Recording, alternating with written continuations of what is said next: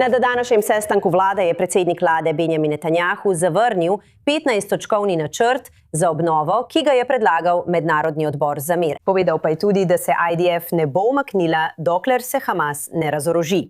Toda to, potem ko je izraelski vojaški radio poročal, da je predsednik vlade dal zeleno luč za začetek obnove v delih Rafaha na jugu Gaze z delavci in izvajalci iz Gaze, ki bodo očitno tisti, ki bodo dejansko izvajali gradbena dela na terenu. Seveda, po opravljenih varnostnih pregledih, obnovitvena prizadevanja bodo potekala na območju Rafaha pod nadzorom IDF blizu rumene črte, ki označuje mejo premirja med Izraelom in Hamasom. Dela bodo vključevale tudi gradnjo stanovanjskih objektov. Prisluhnimo, kaj je imel predsednik vlade povedati danes prej.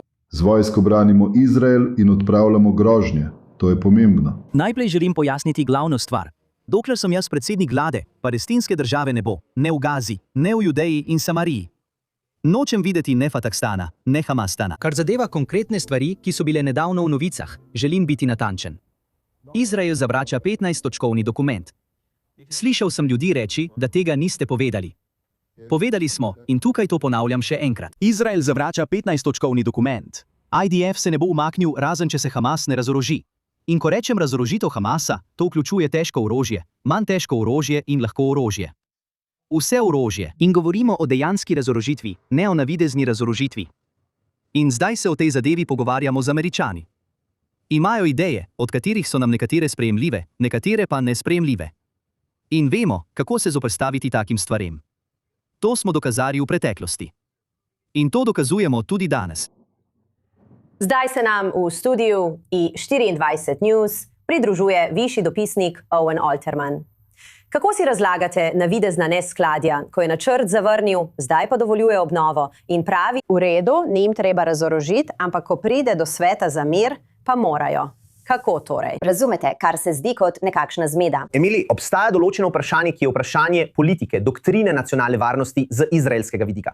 Potem pa je tu še širši kontekst tega, kar je govoril Benjamin Netanjahu. In to je vse povezano z izraelsko politiko. Uđe vprašanje politike, kar 15-točkovni načrt zahteva od odbora za mir v 8. točki, je postopno izraelsko umikanje z območij v Gazi, ki jih zaseda izraelske obrambne sile. Kar pomeni, da Hamas začne postopek z odborom za mir s temi silami na terenu, ki predajo svoje orožje v skladišče, kot določa načrt. In vzporedno s postopnim izvajanjem tega načrta poteka postopno izraelsko umikanje z delov Gaze, ki jih zaseda Izrael.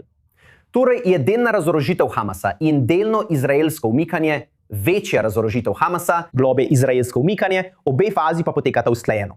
Benjamin Netanjahu je rekel ne. Z izraelskega vidika je odgovor na to ne, dokler Hamas ne preda vsega svojega orožja in ne samo težkega orožja, ampak tudi osebnega orožja. In če pogledate 9. člen načrta, bi lahko nekateri borci Hamasa obdržali določeno orožje. Toda dokler Hamas ne bo popolnoma razorožen do zadnje puške, se Izrael ne bo premaknil niti za 5 iz Gaze.